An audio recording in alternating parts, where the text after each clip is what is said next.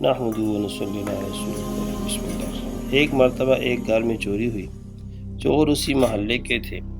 چوروں نے گھر والے کو پکڑا اور زبردستی حلف لیا کہ اگر تو نے کسی کو ہمارا پتہ بتایا تو تیری بیوی پر طلاق۔ اس بیچارے نے مجبوراً طلاق کا حلف لیا اور وہ چور اس کا سارا سامان لے کر چلے گئے۔ اب وہ بہت پریشان ہوا کہ اگر میں چوروں کا پتہ بتلاتا ہوں تو مال تو مل جائے گا مگر بیوی ہاتھ سے نکل جائے گی، اور اگر پتہ نہیں بتلاتا ہوں تو بیوی تو رہے گی مگر سارا گھر خالی ہو جاتا ہے۔ تو مال اور بیوی میں تقابل پڑ گیا، یا تو مال رکھے یا بیوی رکھی، اور کسی سے کہہ بھی نہیں سکتا تھا کیونکہ وہ عہد کر چکا تھا۔ پھر امام صاحب کی مجلس میں حاضر ہوا اور وہ بہت غمگین اور اداس و پریشان تھا۔ امام صاحب نے فرمایا کہ آج تو بہت اداس ہو، کیا بات ہے؟ اس نے کہا حضرت میں کہہ بھی نہیں سکتا۔ فرمایا کہ کچھ تو کہو۔ اس نے کہا حضرت اگر ہم نے کہا تو نہ جانے کیا ہو جائے گا۔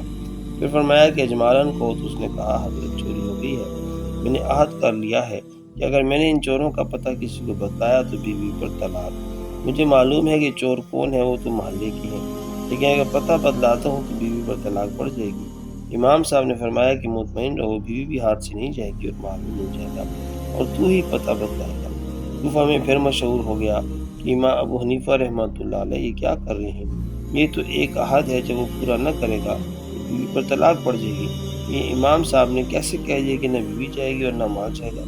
علماء اور فقہا پریشان ہو گئے۔ امام صاحب نے فرمایا کہ کل ظہر کی نماز میں تمہارے محلے کی مسجد میں آ کر پڑھوں گا۔ چنانچہ امام صاحب تشریف لے گئے، وہاں نماز پڑھی تو اعلان کر دیا کہ مسجد کے دروازے بند کر لیے جائیں، کوئی باہر نہ جائے۔ اس میں چور بھی تھے۔ اس مسجد کا ایک دروازہ کھول دیا، ایک طرف خود بیٹھ گئے اور ایک طرف اس کو بٹھا دے۔ فرمایا کہ ایک ایک آدمی نکلے گا، جو چور نہ ہو اس کے متعلق کہتے جانا یہ چور نہیں ہے، اور جب چور نکلنے لگے تو چپ ہو کر بیٹھ جانا۔ چنانچہ جو چور نہیں ہوتے تو ان کے متعلق کہتا تھا کہ یہ بھی چور نہیں ہے، اور جب چور نکلنے لگتے تو خاموش ہو کر بیٹھ جاتا۔ اس طرح اس نے کو بتایا نہیں، مگر بلا بتلائے سارے چور متعین ہو گئے کہ یہ سب چور ہیں۔ چنانچہ چور بھی پکڑے گئے، مال بھی مل گیا اور بیوی بھی ہاتھ سے نہیں گئی۔ یہ تدبیر کی بات تھی۔ جزاک اللہ۔